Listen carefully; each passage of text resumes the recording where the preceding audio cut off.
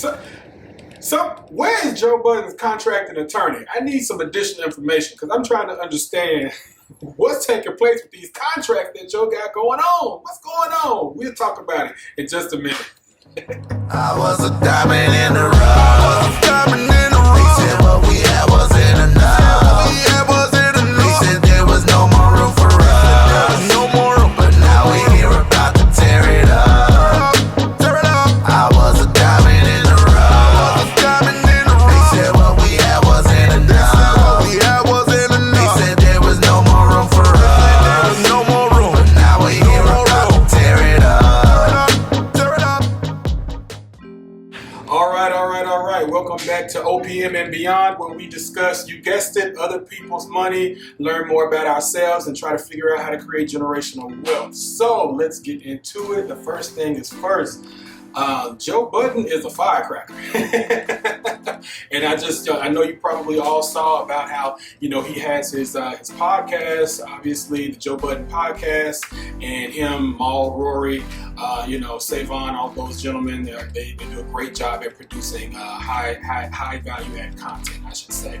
And they are coming up to the end of their current contract with Spotify, and he has some stuff to say about it. He has some stuff to say about it, which is a little surprising in some ways because, from listening to him talk throughout the duration of that contract, it sounded like it's been a good relationship, which, is really interesting because as he discussed, and we'll talk about it at some point, him making sure that he honors his contracts and that sort of thing. But there's so much to be talked about just through the, maybe 2 or 3 hour coverage that he gave about his contract in terms of its origins, his performance under the contract, early renegotiation proposal, and then the actual negotiations that did not fare well for, I would say, both parties, but at minimum, the Joe Budden Podcast.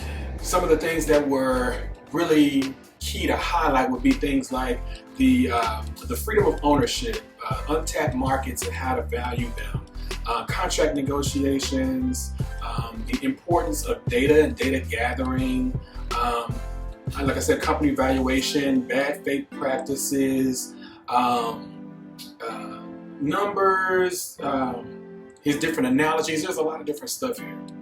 I'll probably focus more so on the contract negotiations, but try to understand, what took place when it came to the origins of the contract, what took place throughout the performance of the contract, and different breakdowns in communication and potentially souring of the relationship that Joe kind of mentioned or slightly hit upon, and then also the contract, the breakdown, the decision to go elsewhere, right? So it's so much to discuss, but let's see, and we'll probably be watching portions of some of the content that he generated. Now, I'll forewarn you, you need to go watch Joe Budden's podcast when it comes to watching the content in its full entirety. The clips that you're going to see that I will play and then kind of discuss and use as a pivot point to kind of discuss some of the key issues that they have been taken, edited, reordered, and all of that. So you will need to go, and I encourage you to go to Joe Budden's podcast to listen to the full podcast and unedited and as they put it out, right? So a lot of it I changed around so it will be more compact and easy to discuss in this particular content. So be advised of that. So if there's something out of order, understand that was done on purpose to discuss it here, right? All right. So let's get into some of the data, shall we? Okay. So the first thing I want to do is take a look at kind of why he's deciding to end this relationship with Spotify at this time. And you'll kind of notice that from his original content, if you go to his podcast, it didn't seem like he closed the door, but in his own way, he kind of did, in my opinion, from the way that he was speaking. This is the way you speak after something is over and done. I don't really believe this is the way you speak in the midst of negotiations, but that's just me, and who am I, right? But from my understanding, kind of the way he was talking, I'm not sure that you would want to do business or that there would be a healthy business relationship directly following this type of conversation. But let's just listen to kind of an edited version of why he believes in this, that he's going to take his content off of Spotify and shop it around somewhere else. We are approaching, what 7 episodes left means is we are approaching the end of our Spotify contract.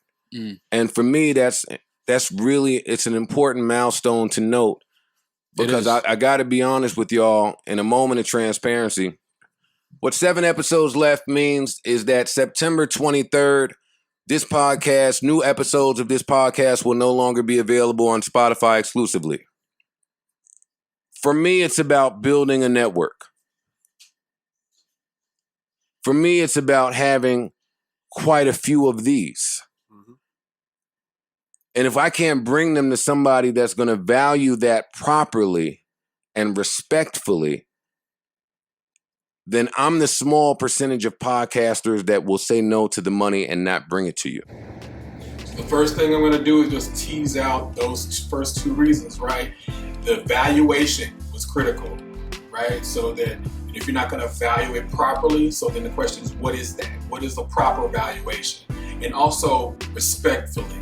So there is a softer, less tangible element to this that's more of a feeling of having your value, I guess being so undervalued that it reaches a disrespect level, right? So there are those 2 things that are critical, but over and above, valuation. How are you valuing my asset and what I bring to your platform exclusively, right?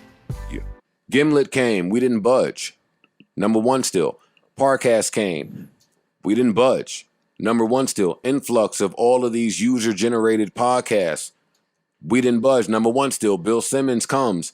It's February. We're damn near at the end of our deal. We don't budge.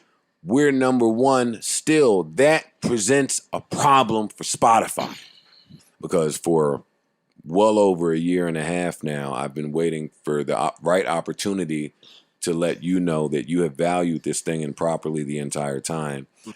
Spotify will tell you that they purchased these companies, so they shouldn't be compared to whatever it is you're talking about. My reply to Spotify would be, whether you lease the car or finance the car, the price is in the same ballpark. Right. Yeah. All it means is that at the end of the term, who owns the car? Right. Who has to pay for the damages that have happened to the car over the last 3 years? Right. So what that says to me, when we're talking about the breakdown of why this thing didn't really work out in terms of renewal, right? What that says to me is that Joe and the folks at Spotify had a very different understanding of how to value an asset when it comes to exclusive interaction with a Spotify, right? So first things first, I'll say that Joe's deal, from what my understanding, is a licensing deal. It is not anything where Spotify owns, their platform or has some sort of ownership of their platform, right? And so that's kind of what he was teasing out, where he's saying, you made all these other acquisitions, and we're seeing you paying them, all of this money. Where there was a Gimlet acquisition. Gimlet is apparently, a network of podcasts, a vast network of podcasts that they've purchased, and then there's Parcast, which is some sort of data or the software or something that you need or to actually produce a podcast. So there's that acquisition. You'll later hear about the addition of Joe Rogan, who is now exclusively on or has an exclusive licensing deal with Spotify, and then Bill Simmons, who has a deal that I believe Spotify owns a certain percentage of all of the podcasts that are under Bill Simmons, under his The Ringer, and all of that. So he has a lot of podcasts there. So basically, what Joe is saying is, hey, there's a way to value this thing, and we disagree as to what that is. Now, it's not my job, meaning me, it's not my job to figure out exactly who's right or who's wrong. We're just kind of having this conversation to understand what goes into contract negotiations and why it's important to get some of this stuff understood from the beginning, if at all possible, and work on it as soon as possible in a healthy relationship before the end of a contract, in my opinion. So he's discussing, whether or not you lease a vehicle, which is kind of akin to license deals that that he's referring to, kind of somehow developed after his own licensing deals, versus complete ownership, where Spotify would purchase the rights to the audio and video in regard to any particular podcast, right? So that is where the difference took place, and feeling like that they were on the same page, almost to a point of disrespect when it came to valuing the Joe Budden Podcast. Another thing that he talks about, I guess, before I get into why he chose Spotify and the beginnings of the contracts and performance of the contract, I want to get into a little bit of Joe's understanding and what will become our understanding also of what the understanding of the difference between licensing your content or licensing your intellectual property and actually selling it where there's ownership that's held by someone else of what was your property, right? So let's have that conversation. Right. We need to put the word licensing into its proper perspective, because what licensing means, what IP ownership means, is what? You guessed it. All the different stream revenues, profit revenues that exist because I own it. I want to fucking participate. Spotify, you cannot tell me that podcasts are only profitable in two areas for you. Because Ian and myself have counted at least 30 different ways where this is profitable. I have not received a proper offer in isolation for the asset that has gained you 9 figures in profit. It's not up for debate. Where y'all are 2 years removed is exactly where you want to be. And I'm grateful that where we are 2 years from where we started is exactly where we want to be. All right, so what you just heard was basically a breakdown of the difference between licensing, or not even the difference between licensing and ownership. You really just heard about what should be included when you have a general conversation about licensing of your content that you own. And all of this is really like a bundle of rights, right? When you think about, ownership in any sort of larger capacity, like if you think of, home ownership of real estate, or ownership of an intellectual property, that sort of thing, it means that not necessarily that you are the only one who has any right to anything related to the property. Like, for instance, you're still going to pay taxes and whatever and what have you, but you have the largest bundle of rights when it comes to that particular asset or property, right?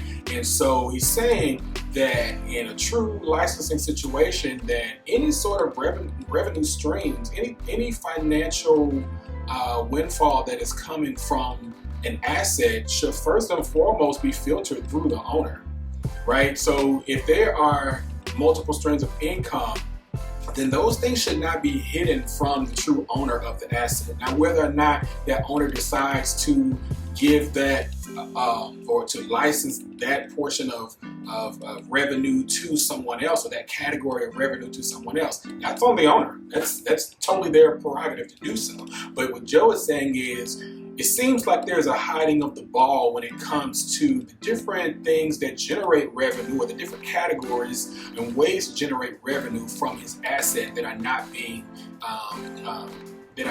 given. So it's kind of like an underhanded way to do business, where you're not being, it's negotiating somewhat in bad faith, at least in terms of from Joe's perspective, right? And so he wants that to be understood, and he wants that to be a part of any negotiation that he has regarding assets that he maintains ownership of, which is not unfair, really. I mean, now part of the conversation could be an opposite side, or someone opposing, saying, well, it's kind of your job to know what all revenue streams can be generated from your assets. So yeah, you do your due diligence and research and whatever, but also it's also another entity's job to not be misleading when clearly someone has noted other avenues of revenue generation, and you're saying, oh no, we don't do that. And it's somewhat disingenuous if truly actually do that, right? And so we don't have the information as to whether or not this is true or not. But Joe Budden, coming from a music background and working with a company that understands music or contracts the way musicians and things contract, there's a lot of different ways that they make money, right? So he understands, coming from that background, a little bit about that, and feels that there's some sort of disingenuous activity happening with that. So that's a very interesting thing to note when it comes to whether or not you're developing a strong business partnership or a strategic partnership with a company, or whether you all are just using each other until you find better vehicles. And I think that kind of comes up during the conversation as well. So now let's kind of get to why Joe chose Spotify, because when you listen to this, you might say, well, how did we get here? Like, why did you even enter into business with them? So let's listen to that.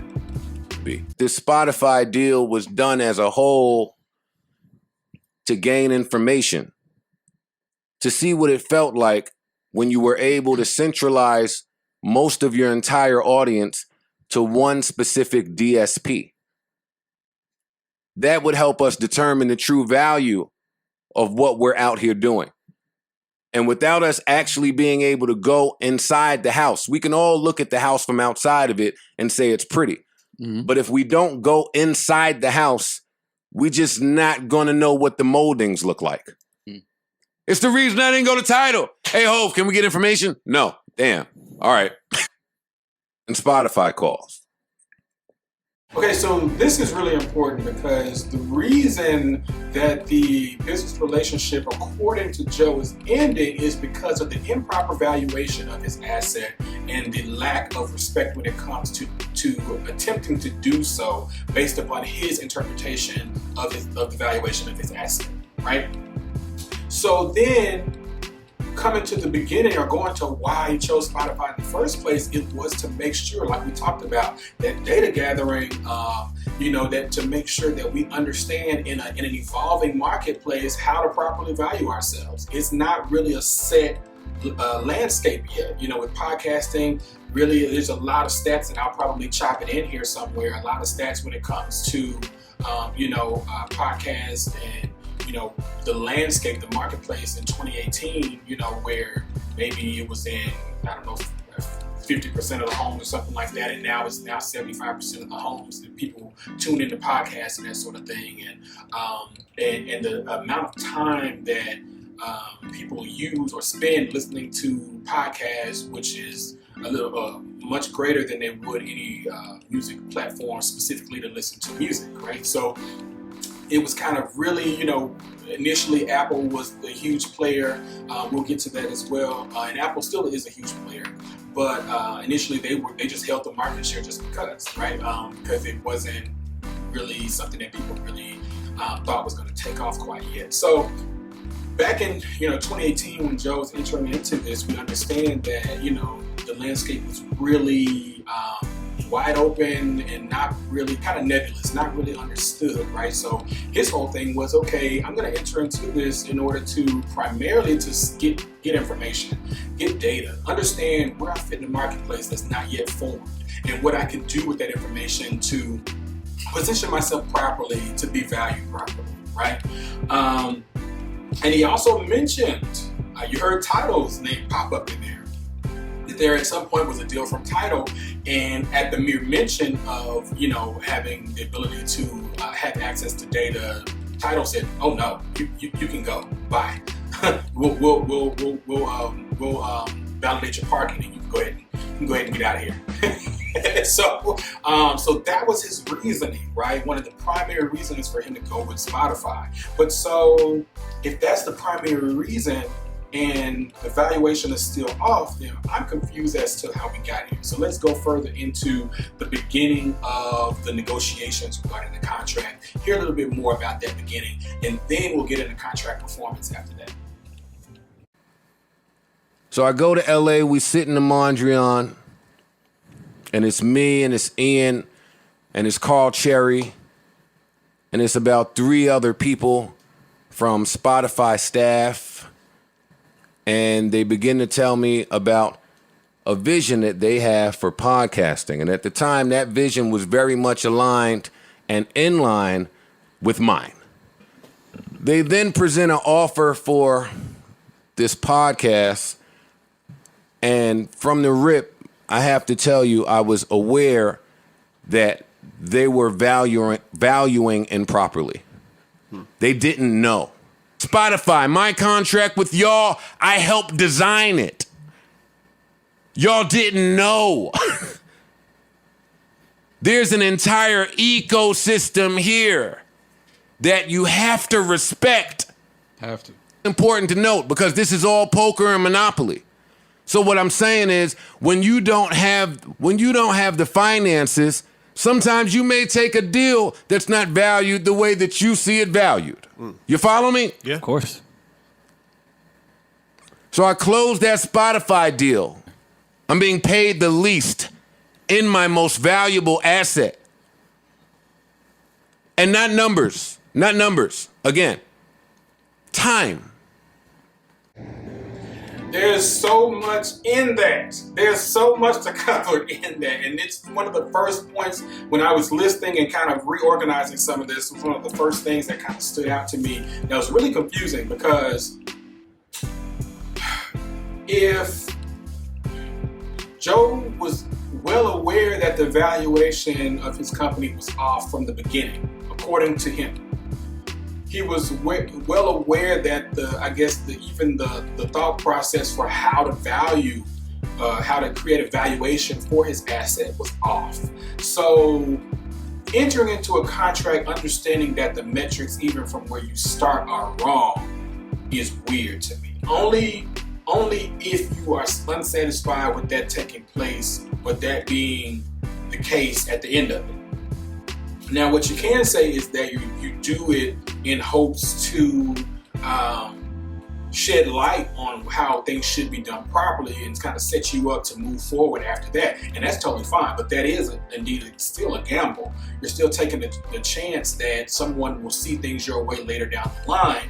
But the good thing about this is that with licenseship or licensing, you maintain ownership of your assets. So if you are truly understanding that your value is different in a marketplace, and the marketplace exists, you can go out and either create your own space, or you can go out and license to someone else, or even sell to someone else based upon the valuation that you have determined that you have. Because we understand one thing about value: you're only worth what someone is willing to pay you when it comes to a marketplace. That's what a marketplace is. So if people are not willing to pay you that, then and we don't know what that figure is, but then so the question becomes, is that your worth?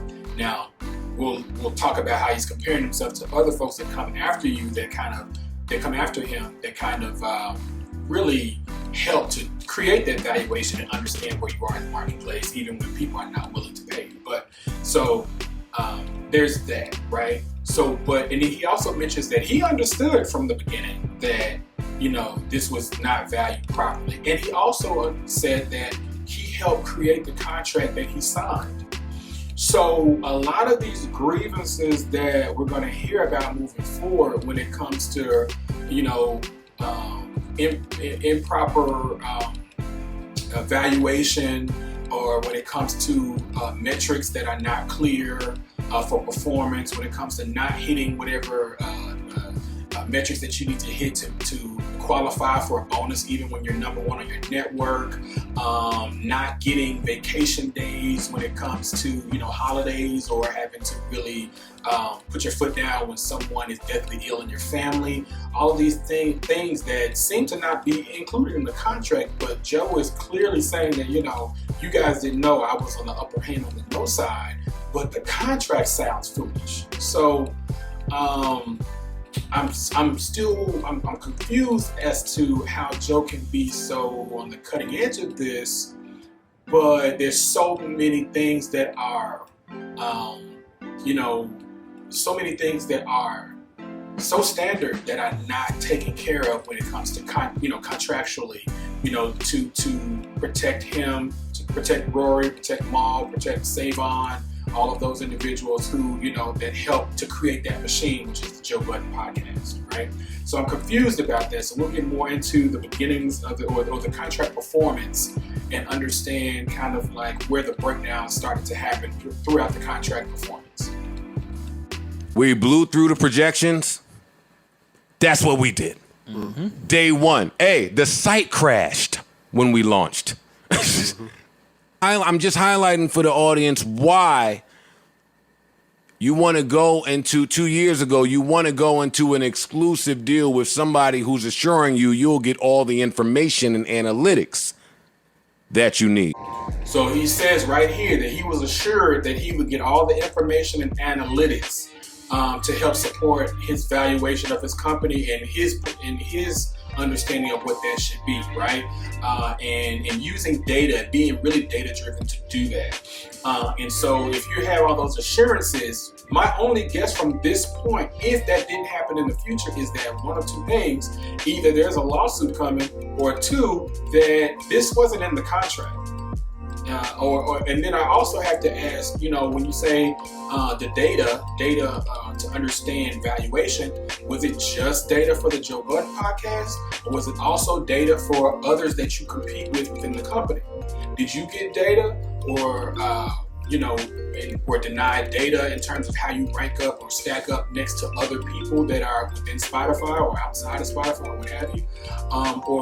Or did you not even get data when it came to your own asset that you I would have assumed contracted for, but it sounds like if not, then it's not in the contract, or I expect a lawsuit, right? So let's see.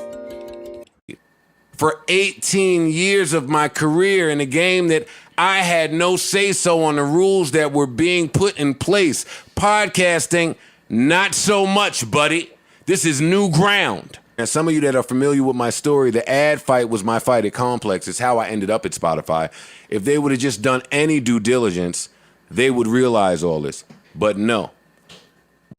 So that's another thing. I'm just going to cut in here for a second. He said there's an issue when it came to the ads and them wanting to add ads into their podcast and kind of interrupt the flow of the podcast, add ads that didn't have anything to do necessarily with their podcast. But more so, the important thing that was bothersome to him was the devaluation of him in the marketplace based upon what they wanted to pay him for the insertion of those ads. So basically, if he's saying that he should be making, on other stuff that he's doing, he's making $1.5 million for 6-7 episodes for ads, and that's my understanding or interpretation of what he said. I hope I didn't get that incorrect, but it sounds like he was saying, he has his other stuff. He has his pull-up series, podcast. He has his state of the culture. He has other things that he has.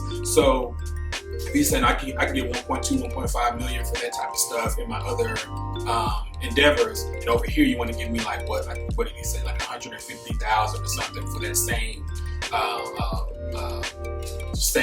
quantity of content, then there's something off, right? And so if you had that issue at Complex and that was something you were fighting about before you all decided to not continue that relationship, then I'm confused that you should be one of the first ones to have this type of stuff in the contract. Now, I don't know anything about the music business or about entertainment and how they write contracts, but I will say if you are the one who helped to draft your own, then my question is, for one, did you have, who's your dream legal team? Your legal dream team, that's helping you, because we'll get to Charlemagne's insertion at some point where Charlemagne is saying, hey, if this stuff keeps happening, I'll put the quote up. Let me see. I want to read it right now, but I'll just put it right here. So Charlemagne from the Breakfast Club says, if you keep having the same issue with various companies because it was the same thing at Complex, it's probably not them. It's probably you, Joe. And so that's his assertion, and I think some of that may be a little hateration, but a lot of that is really, it's quite plausible, right? It's a strong argument to make to say if you're having the same issues with different companies, either this is a really, really strong, strong network that really is not letting new players in, which is probably not the case when it comes to podcasting, or you're not learning necessarily from some of the mistakes previously, or I should say not putting that in execution to make sure that the same mistakes or same contentious issues don't come up in the future, right? And so that's one one thing that I think is really interesting to note here, that, you know, if you had an issue with Complex and we all knew about that, why is that not a part of just the straight up contract, contracting aspect of your licensing deal with Spotify? What I had to tell him was, no, I'm not taking your bullshit ad because you are devaluing me personally in the market space. Gimlet comes, $250. Guess what? We took our little money, guys. None of y'all complained. None of y'all said nothing to me. We didn't do what the average artist would do in that position, because what we've been taught to do in this position is, while the leverage is at an all-time high, threaten stoppage of work. Right. I got fucking Crooked Eye's voice stuck in my head. You honor a contract. I got Ian's voice stuck in my head. You honor a contract. You show these people that you professional no matter what your personal grievances may be. Okay, so with this, now he's saying that, seeing that there is other acquisitions that Spotify is making, and they're still not outperforming the Joe Budden podcast, and he's saying, okay, this is giving me a really, really salient view of maybe not necessarily me in the market, but definitely me in Spotify in terms of my value to this particular company. If I am still number one and you're spending $250 million to acquire a company with a slew of podcasts. I have no idea how many they actually have, but I've heard they keep referencing it as a great deal of other podcasts and other content, right?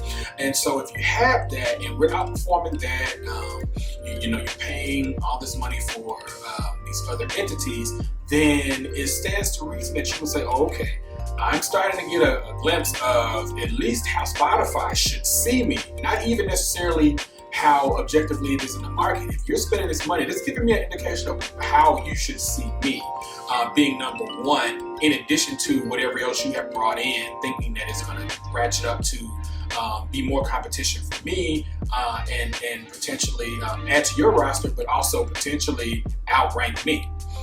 And that didn't happen, according to Joe. So it's really interesting there to hear that perspective.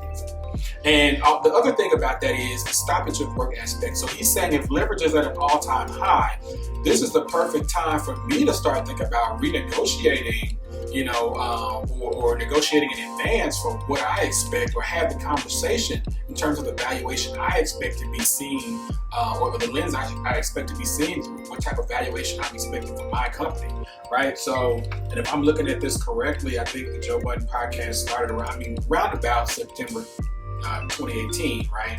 And then the Gimlet acquisition was February 2019.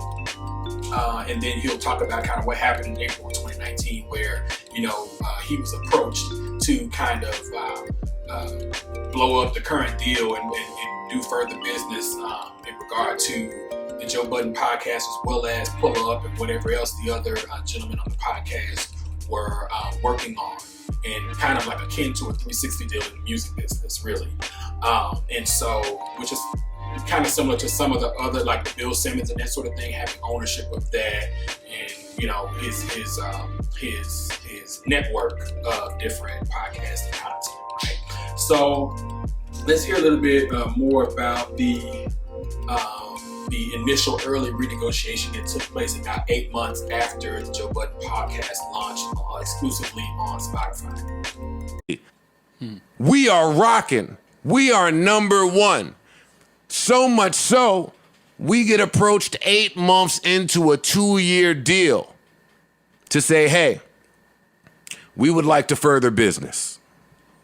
But it wasn't a podcast deal. It was a podcast deal. It was a pull-up deal. It was a Rory album deal. Whatever Maul went and did on the side, it was a Maul deal. We own 50% of that. Parks, you and Gift, throw that shit out the window. We own all of your shit. Eric, just saying, you're not taping nothing, are you? Because we own that too. That's what happened 8 months into this contract. Know what I said? It's silly. I said no quickly. Brashly, abrasively. September 2019, our 1 year anniversary. I was expecting a raise. Okay, first, let me start here before we get into the expected raise and all of that stuff. So, Joe says 8 months in, they were approached with a new opportunity that would encompass more than just the Joe Budden Podcast. What I'm not clear about is whether or not that was a licensing deal or some sort of ownership split. I believe there was an aspect of ownership split in there, because I think there was at one point during Joe's podcast he referred to some sort of split, some sort of 50% of this or that or whatever. So it sounds almost like there was an aspect of ownership in that particular deal, which sounds similar to what took place for some other, from my understanding, my limited understanding, what took place with some other, like Bill Simmons and so forth. Right, not Joe Rogan. Joe Rogan has an exclusive, it's a licensing deal, right? But in any event, here's now where we get into the soft skills issue, because Joe is great. Like he said, I know what's going on. I've been taken advantage of for 18 years of my career in the music or whatever. At a certain point, you kind of start to learn, right? In terms of when somebody's about to get the best of or better of you in business, right? Which you're supposed to learn over time. That's how this thing goes. You kind of bump your head a few times. Hopefully you don't bump your head enough to where you severely hinder yourself moving forward in business. But for successful people, there are a lot of failures that lead up to success, right? So we understand that. The aspect of the soft skills, though, when it comes to, I said no abrasively or abruptly or harshly or whatever he said, to where, hey, don't bring this to me again, that sort of thing. For one, I want to know, Joe, do you have anybody else that's negotiating this stuff for you? We need a separation between you and who's negotiating these deals, not to where you are removed from the process. Hell, you can sit in on all the calls, you can, be passing notes with it, but it seems to me that you would do well based just upon your somewhat seemingly inability to separate your on-air persona, because I think your on-air persona is just you. So, but I think the fact that you can't do business with a demeanor that is a little more muted than that is probably, the soft skills is probably going to be an issue when it comes to negotiations. And it seems like a lot of people take offense with your negotiation style. And I think you kind of allude to that to a certain extent, but there's a way around that. You just don't do the negotiating where you can keep a peaceable relationship between you as a person and, and your companies that you do business with, whether it be acquisition, mergers and acquisitions, whatever, whether or not it's licensing, what have you. Just have a separation between you and who's actually negotiating on your behalf, and really just hold the person to the fire who's negotiating on your behalf. I think that they may bode well for you, and also those who rely on you for their livelihood, moving forward, which I think is something to think about. Are we gonna get into real niggas? The whole thing? Real niggas would have tore this contract up in month 1 and done right. Yes, that's what would have happened. We have earned you 9 figures. Yep. $500,000 just bonus just because. So here's where I'm confused again. So now we're getting into the point of discussing, when a contract should be torn up or blown up and renegotiated and all of that. So Joe was saying we should have renegotiated this from early on, when we realized we blew 900% of our projections and all of this kind of stuff. But then now I'm confused, because if you were the one to understand that your valuation is off from the beginning, then my take on that would be that you would be prepared for the day 8 months in, where they say, hey, let's negotiate something for further business. Because if you understand that you understand your value more than they do, and you assume it to be much greater than they have valued it, and you believe you were underpaid from the inception of the contract, then I would kind of be ready for that conversation when it came up, even if it happened sooner than I thought.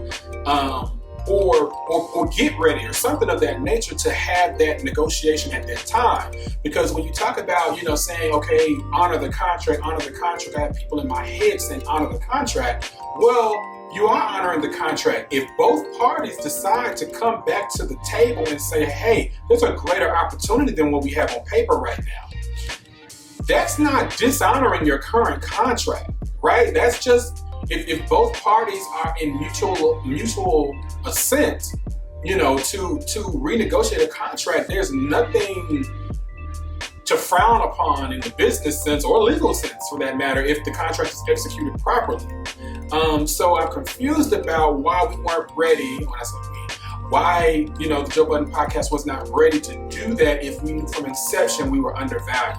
It seems to me that in the best case scenario, if what you wanted to happen happens, then somebody would come back to the table earlier on to say, hey, we agree that we misvalued this, let's do business. So why weren't we ready for that is my question.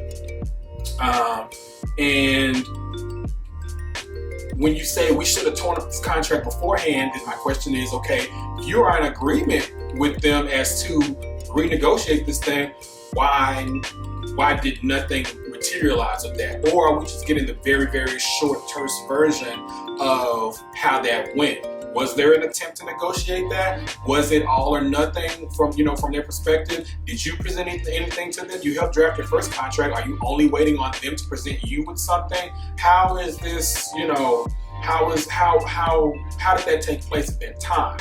Because in my opinion, you're kind of cutting against your own argument when you say, well, we should have blew this contract up from the jump, and then the only person that was ready to renegotiate early was Spotify. Now I'm confused because the only thing you can tell me is that the type of deal that they were trying to strike was not what you wanted to strike, and so there couldn't be a negotiation because you were talking about licensing when they were talking about ownership or what have you. But even still, having that conversation of the value for what is the value if you do own it? If I sell it to you, what's that number? We should have been able to be ready to have that conversation or attempted to have that conversation if we did not. So that's my issue with that part of it. Let's move forward to data issues and the vague metrics that were set out in front of us, because addressing the issue of the 1 year anniversary and the bonus and all of that, well, he said two things. I don't know if he meant to say both, but he said raise and bonus. I think those are kind of separate. So was there any agreement beforehand of a raise? Because for what it sounds like is, well, let's listen to it. Guess what happened in September? God damn it, you guessed it. Not a bonus in sight. A year after being number one, I say, what happened? And they give me a bunch of bullshit about the difference between a start, a stream, a unique start. What did we do?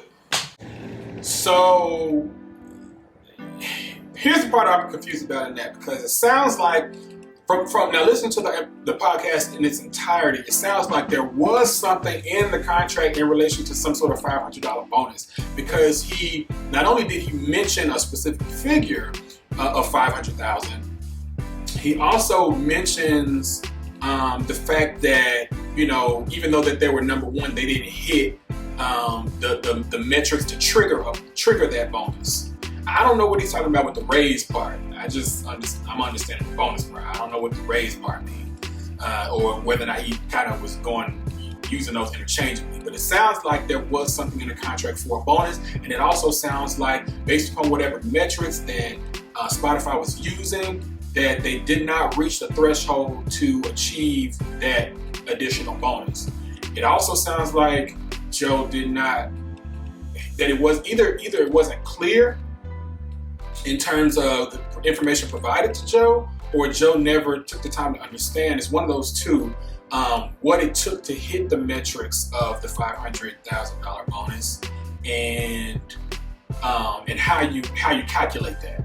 Because he mentions a start, a unique start, and all this kind of different stuff that he kind of says is very, very similar to the music industry and them trying to make arbitrary figures and numbers create or equal a sale and all this kind of stuff, which is a valid point.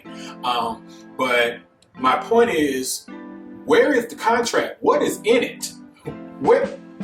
If you tell me I get $500,000 for hitting a certain metric, I kind of want to know how we calculate to get to that point. And if that wasn't understood it in the beginning, then where were the conversations along the way to kind of make sure that that was being understood over time so that there was no issues there? So either there was something really, either the contract was trash or, there was an intention to further iron out things that never got further ironed out. I guess the contract would be trashed either one of those ways. But, when you have a strong intent to do business, you kind of gotta, sometimes, especially when you're dealing with a new area, everything won't be fully understood to have it fully laid out. But you need to have, like, if there's a metric for me to have an additional $500,000, I'm gonna know how to hit that. Or I'm gonna know exactly what the metrics are to do so. So me just saying, I don't agree with how you came up with that number is not necessarily good enough if it was understood from the beginning that that's how that's generated. That's how those figures are generated. And then two, there was supposed to be also, from Joe's point of view, entering into this contract that, he would have access to data to understand what these things are. So if it's in your contract, and it should be, to get the data that you need, and they're basing it off of this information, you should be able to kind of tally this stuff and kind of know beforehand what's going on. But it sounds like you didn't have the data. It sounds like you didn't have the data, and it sounds like you didn't understand how they came up to this. So my question is, was it left to them to figure out how to calculate this, or was it something that was discussed beforehand? Now moving forward, that's at the 1 year mark, but let's talk about not having access to data throughout the relationship. Nothing. It's a blank stat. Put a name on a chart. It doesn't mean a thing. If your number one act for a year and a half was unable to meet the bonus, something is skewed. Something is off. Right. What are you basing this off of? I want to know what number 2, 3, 4, and 5 is. What's Gimlet doing? Y'all just gave him $250,000. What's Parcast doing? You just gave him $100,000. 56 mil. The Joe code, promo code. When it was renegotiation time, hey, pull up the numbers from the Joe code. Know what they said? Hey, we got hacked. That was funny. Yeah, we don't have it. Yeah. Hey, listen, it's a big, it's crazy. I hate when that happens. The system. It just happened when you asked. The system. Too. See, now that type of stuff, when we say you entered into this contract in order to, one of the most specific things, later on he named them. So here's the interesting thing. So you enter into this contract for two things that he named throughout the podcast, which was data and branding, right? So how is it that we are at the point where it's acceptable that we are receiving blank stats with no data? When it comes to the data behind the generation of it, if you have promo codes and things that are going to help you understand or coincide with your YouTube following to understand exactly what you're generating for Spotify, and there's no access to that information at any point during, at the 1 year mark, at the point of renegotiation for the full 2 year contract, at that 8 month mark where they were trying to renegotiate at that point, then, because to me, to renegotiate early on like that would be to try to, do so before you get really a full understanding of the data, to understand that, okay, you might be even more valuable than you even think, even while you're watching what else is happening in the market, right? So so I'm thinking either one or two things. That stuff is not in the contract as it should be, or there's a lawsuit that needs to be taking place, because especially like if you plan on not, doing further business, if you're planning on not doing further business with them, that's fine, but that's not why you didn't enter into the contract with them for necessarily a long-term stay. You entered into the contract for the data, so then I would expect a lawsuit for that data. Because that's what you contracted for in addition to the branding. So the only way that can happen per se is if you can't really track it anywhere, or even still, you still can sue and prove your case out. It just won't be as strong, but I would expect that to be in the contract. So are we suing or not? That's my question on that. Let's keep going forward.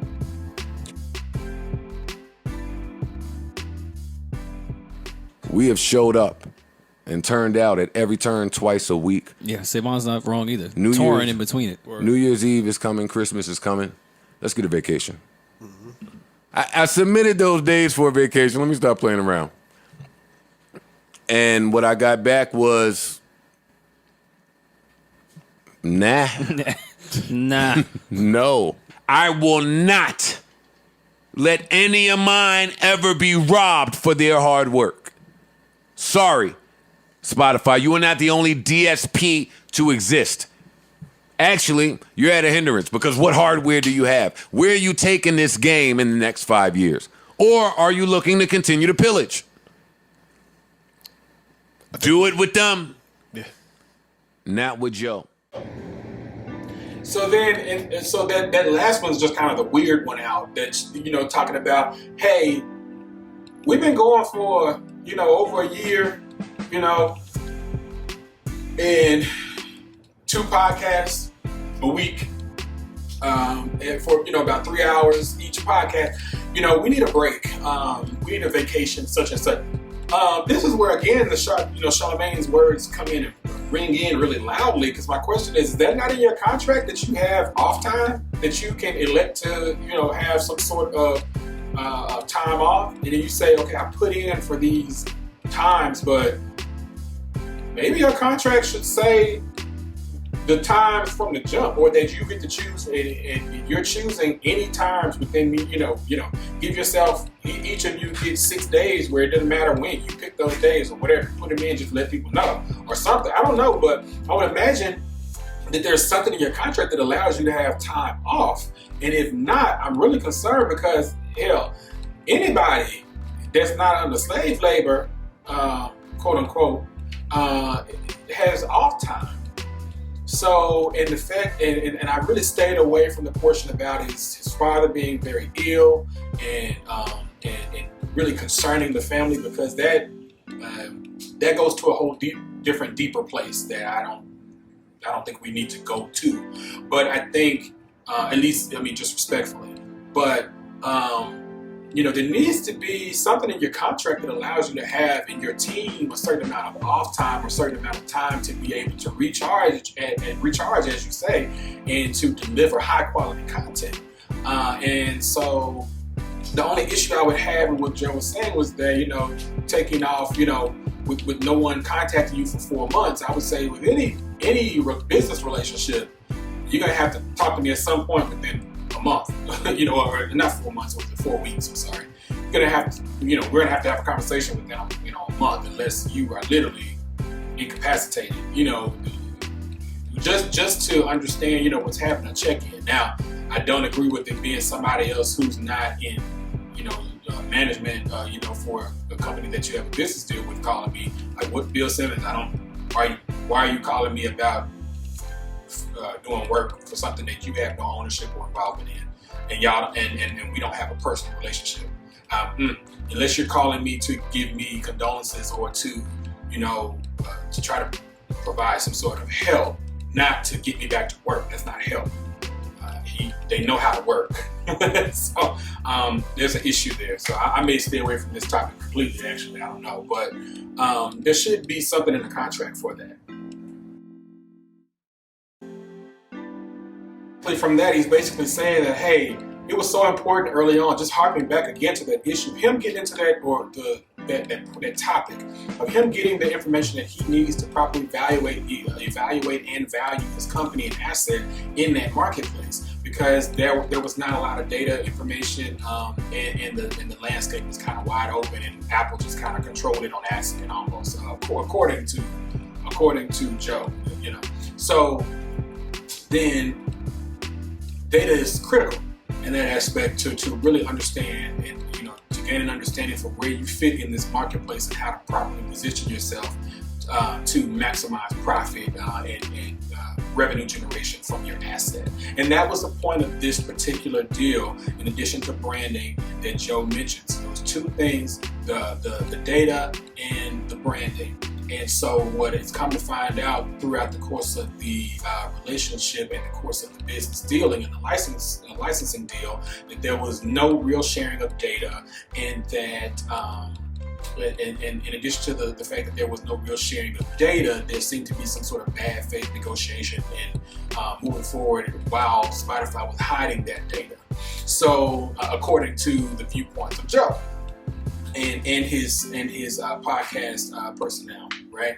And so that leads me to believe that, again, that there should be some sort of lawsuit that is lodged on Spotify to say, hey, you agreed to do this, you agreed to give this information, we have not received that. The only way that doesn't happen is if, again, it wasn't contractual, and again, it's reduced nowhere to writing, it's reduced nowhere to memorialize understanding of what is to come, and it's going to be difficult to prove.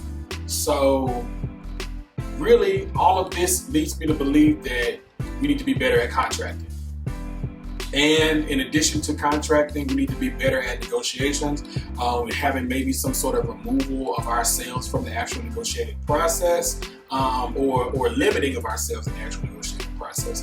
Be involved, but the heightened emotionality during the negotiations really kind of can, in my opinion, take away from the strength of your arguments. I only get overly animated when I feel like I'm at a loss for something. Well, I mean, for whatever, it's not even a thing I do on purpose. When I feel extremely equipped and armed with data, information, and knowledge, and I have the upper hand, for some reason I'm more relaxed. So you know what I mean? When you know what you got going on, that doesn't lead me to say at the end of the deal, when they say, okay, well, Joe doesn't want to do business with us, we'll wash our hands, good luck to him. That doesn't lead me to send you a FU message.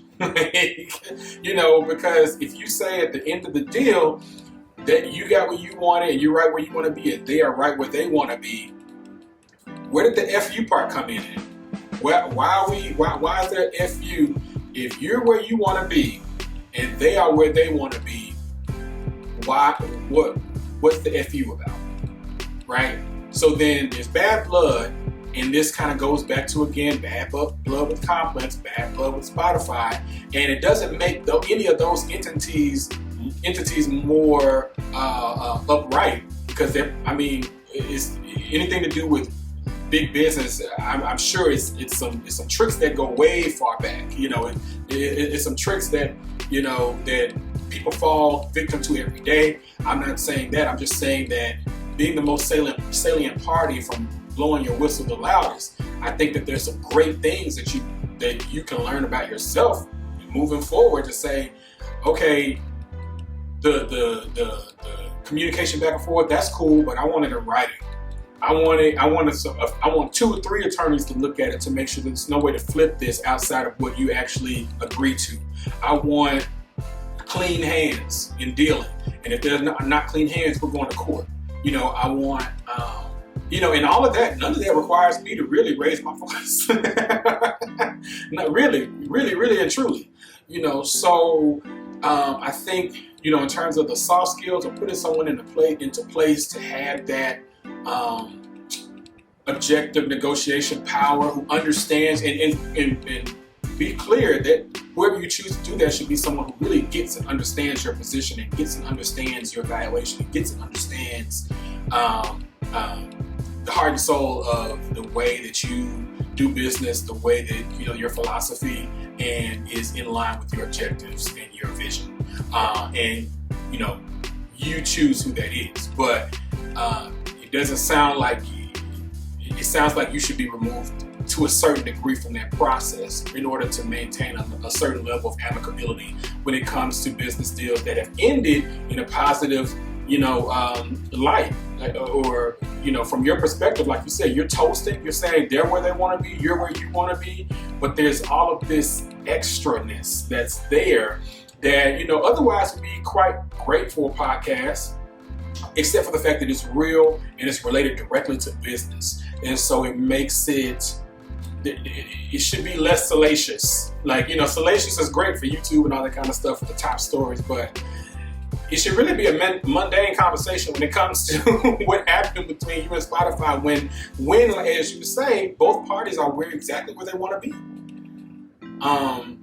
So there's so much to learn from this, so much to dive and delve further into, but I just wanted to really highlight and get in to this conversation with a look into what happened with the contractual aspect of this, or for a deep dive and a further analysis of what's going on with the soft skills for the negotiations, the reduction of writing, the memorialization of these objectives that you had, whether they were in writing or not, and really to give yourself that power that you have in addition to that power of ownership, right?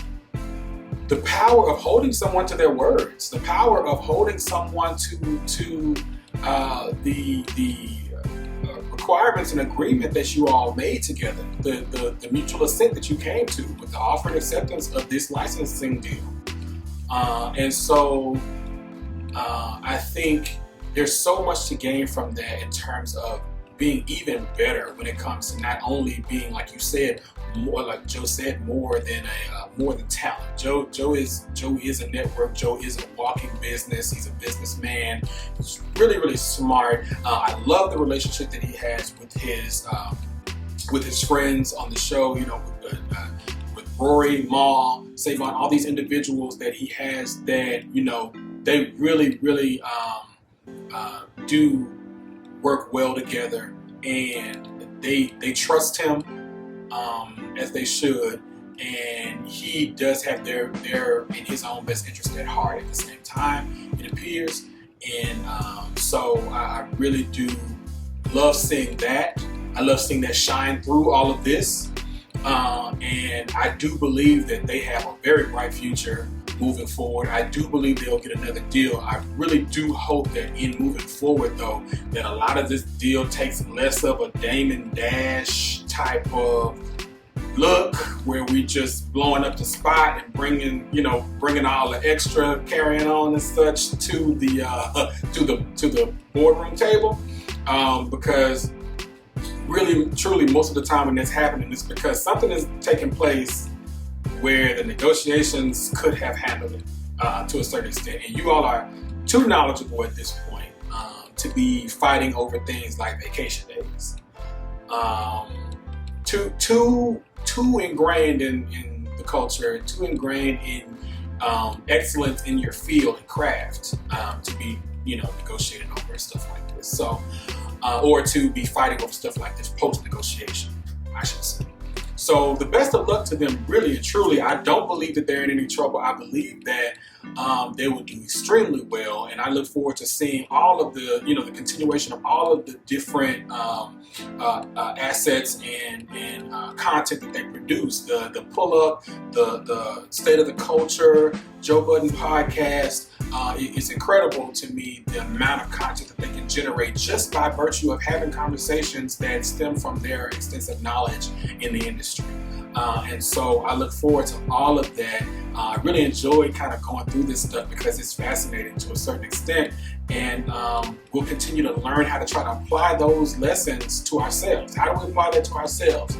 Understand your strengths and weaknesses when it comes to soft skills. Understand in terms of interfacing with people to try to get towards the goal that you want to get towards. Because being valuable is one thing. Being valuable and having the skills and tools to further that with other people and using other people's money, because that's what we're talking about, to move forward. Then you kind of got to do it a certain way, and not to be any less of a boss in the way you do it. Let's be clear.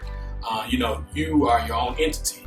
Each of us are our own entity, so you don't bow to anyone. But, you do, if you're going to carry on with business, there's a way you can do it and maintain everyone's dignity, but also make sure that you fight for yourself the way you need to on the front end to avoid really, really sour endings with potential business partners and future business partners, even if that particular deal were to end naturally or otherwise.